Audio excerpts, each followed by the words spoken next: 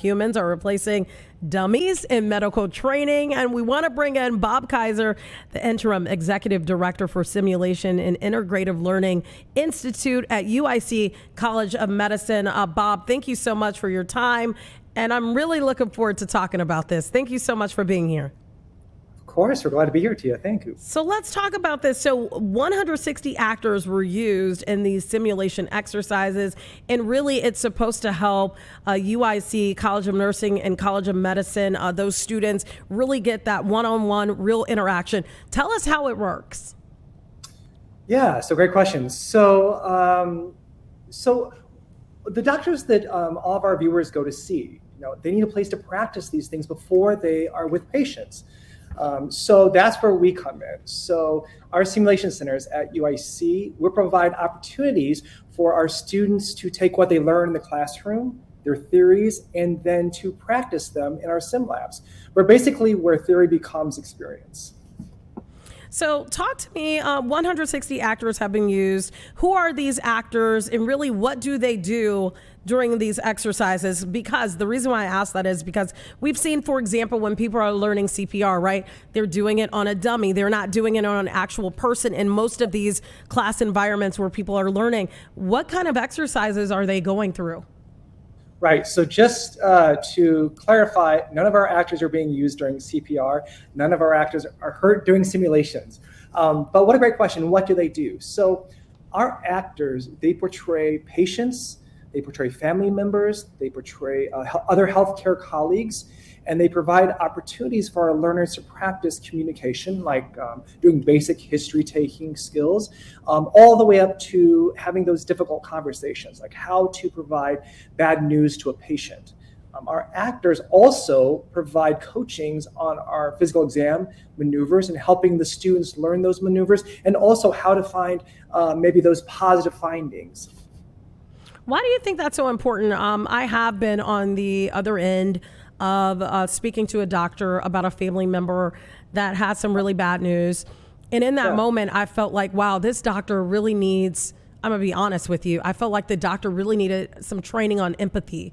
They knew the medical stuff. They had that down to a science, right? But when it came to being empathetic, dealing with a family that is like shocked by this news that you've now unloaded on them, I felt like the doctor didn't understand that part. Do you think that's why it's important to have the actors there? Because you can be told, hey, you could have said that a little differently. It would have had a different reaction.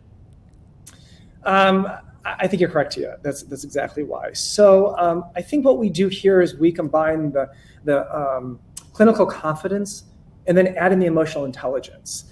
It's hard for anybody to have those conversations, and some of our healthcare providers have those conversations sometimes daily, sometimes hourly in their line of work.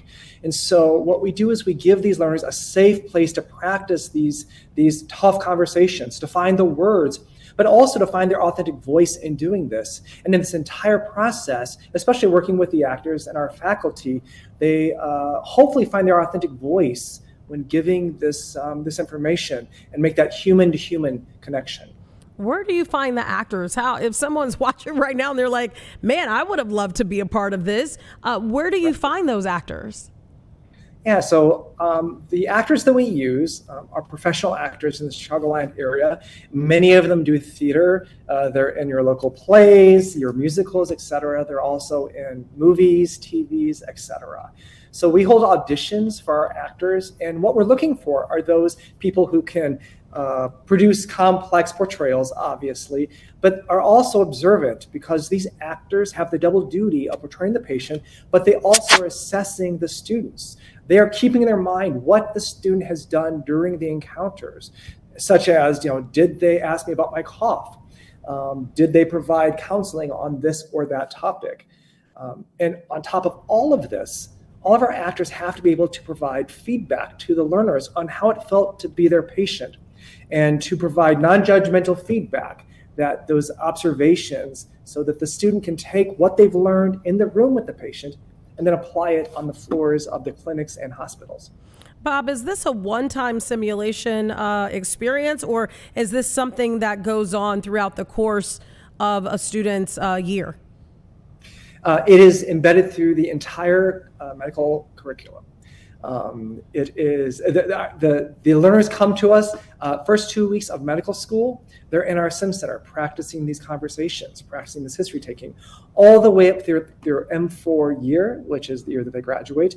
And then we even see them when they are residents and even practicing physicians. Simulation has proven that can be used at any level of learning, even those who are already practicing.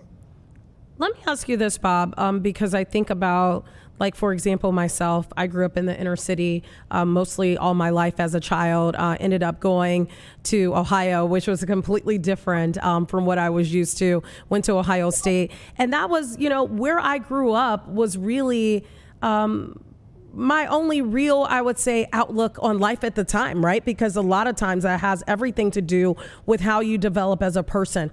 Do you find that doing this, it actually opens people up, it crosses culture, it crosses age, it crosses, maybe you're someone like me where you grew up and what you mostly saw.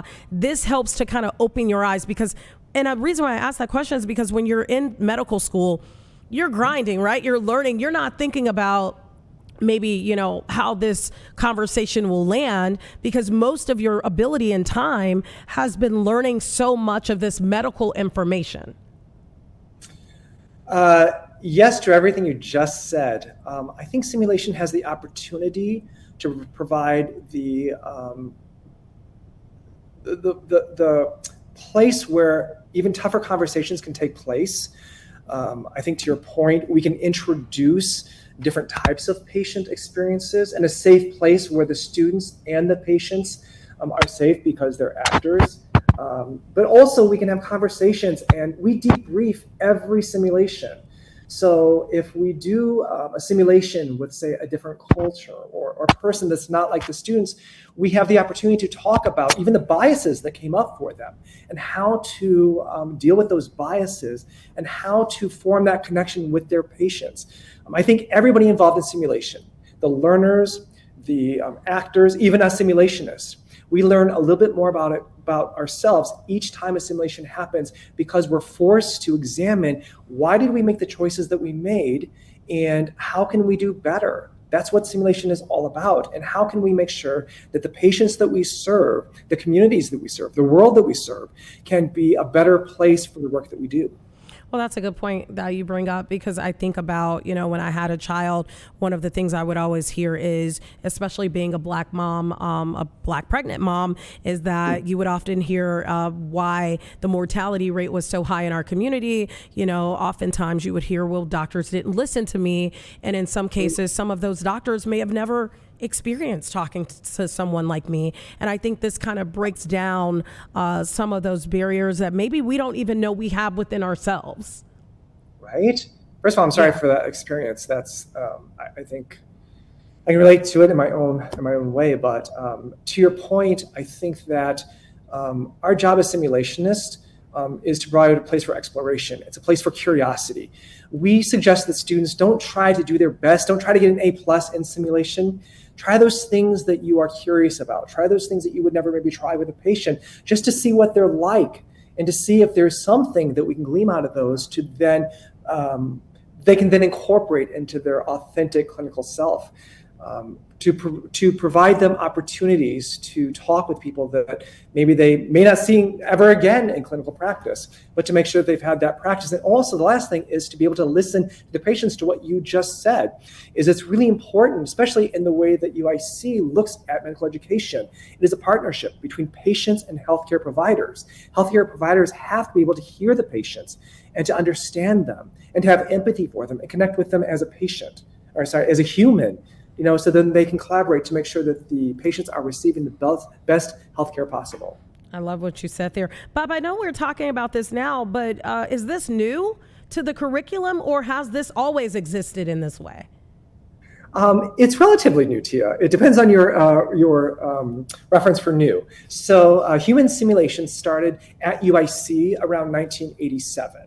And human simulation started a little bit before that, but we were one of the first human-based simulation centers in the country.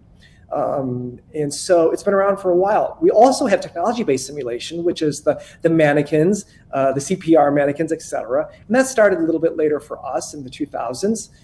But it's definitely, when it first started, it was novel. People were like, actors can really teach medical students.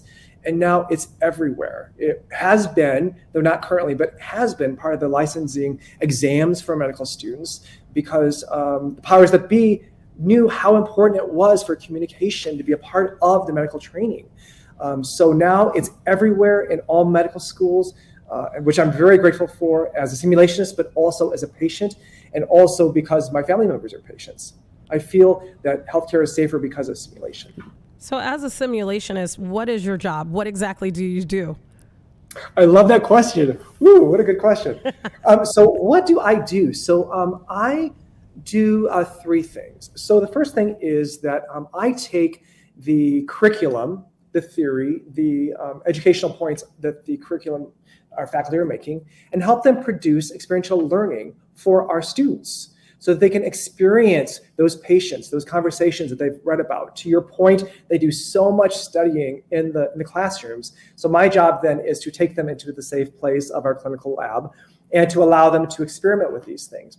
The second thing is that we train fellow simulationists, our actors, our technicians, et cetera, on how to produce these simulations. And the third thing then is that we take their students through these simulations, the learners. We're with them, during the day of the simulations. We help them process what they've gone through in the form of debriefs, et cetera. So I would say that's a good summary of what we do.